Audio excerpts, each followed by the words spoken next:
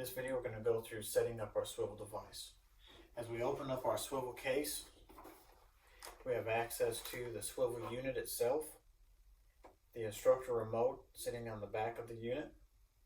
We have two student remotes, both with a handheld lanyard. We have a charging cable for the Swivl remotes,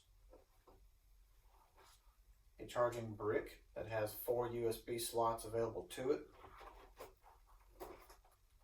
We have a Swivl fisheye attachment that can go onto your iPad to help open up the view of your classroom as you record. We also have a around the neck lanyard with a clip for the instructor's use, that it can actually be clipped onto an article of clothing or just hung around the neck. We have other cables that we're going to get into in just a moment as well. We also have our stand, collapsible stand to open up. We're just going to fold out each of the legs, loosen the screw so that it goes all the way down, and tighten the screw. We also have a clip on the stand that comes off for cable management. If this is going to be in an area that you don't have access to having power readily available, that's okay, because the device itself will hold a charge at least for 1 full day's worth of teaching. The other aspect of extending the case is on the top here. We have a twist handle. We'll bring it all the way to the ground and then lift this up. I don't recommend this being higher than chest high, because we also have the device, the Swivl device itself we'll place on here, and then you'll have the iPad on top of it. Secure this into place. And then from the box, we're going to take our Swivl device. Our Swivl device has a groove across the top right here that our iPad will sit in. We have our sensor on the front of the unit. And if we rotate around the back, we have multiple connector points. We have a power connector on the bottom, just sitting over here. We also have our connector port for hooking our iPad up, and our indicator lights to know whether the base is charging and whether the markers are attached or not. On the very bottom, there's a screw hole that will fit to this point right here. Set it on top of the stand and start screwing it in until secure. Again, keep this black window pointed towards the main area of instruction. We're now able to plug in our power if we would like.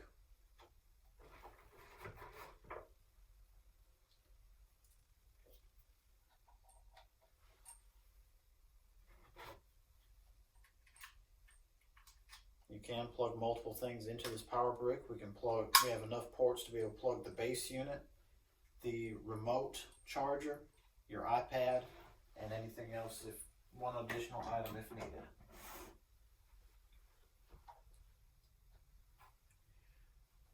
Once that is plugged in, we have the ability to start attaching our iPad. We'll take the cable, and it does matter how this plugs in. It's a one-way plug. Easiest way is that the tail goes up. We'll take and turn this around.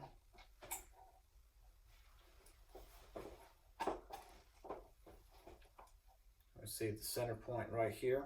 It even has an outline of how this plug is designed to sit. And just press it firmly in.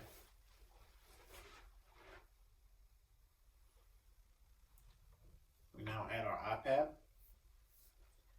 The iPad is designed to go horizontally, and it is to fit down in between this little padding. It is going to take a little bit of pressure to get it in, a little bit of wiggle. It should sit firmly straight up and down, and you'll see it go down this groove and should be down at about the center. The gray portion of this Swivl may move around a little bit, and that is okay. Once we have it in place, bring our lightning connector around and plug it into the iPad. Once we're plugged into the iPad, we're going to turn on the Swivl unit by pressing the power button and allow it to maneuver itself around.